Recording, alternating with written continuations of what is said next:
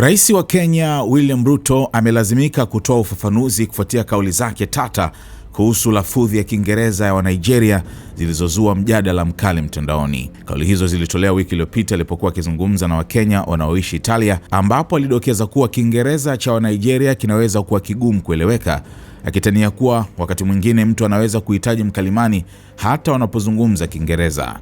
Kauli hiyo ilisababisha ukosoaji mkubwa na hata kuibua ushindani wa mitandaoni kati ya Wakenya na Wanigeria. Akizungumza katika mkutano wa maendeleo ya madini jijini Nairobi uliohudhuriwa na waziri wa madini wa Nigeria Henry Dele Alake, Ruto alisema kauli zake zilichukuliwa nje ya muktadha. Katika hali ya mzaha, Alake aliambia hadhira, "Wanigeria wamenituma niwahakikishie kuwa wanazungumza Kiingereza kizuri," jambo lililoibua kicheko. Ruto alifafanua kuwa alikusudia kuonesha ubora wa Kiingereza kinachozungumzwa barani Afrika kwa ujumla. "Ukweli ni kwamba sisi wa Afrika wote tunazungumza Kiingereza kizuri sana," alisema, akiongeza kuwa alikuwa analinganisha tofauti za lafudhi na sio kukosoa taifa lolote.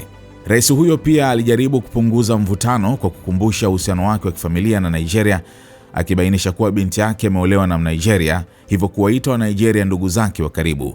Alimtaka Alake amfikishie salamu rais wa Nigeria Bola Tinubu. Licha ya ufafanuzi huo, tukio hilo limeangazia tofauti za lugha kati ya nchi hizo mbili.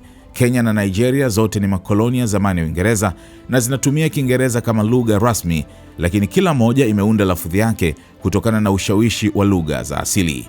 Nigeria ina zaidi ya lugha 500 za kienyeji zinazochangia mtindo wake wa matamshi, huku Kenya ikiwa na mchanganyiko wa lugha za Kibantu, Kinilot na Kikushi unaoathiri lafudhi ya Kiingereza kinachozungumzwa nchini humo.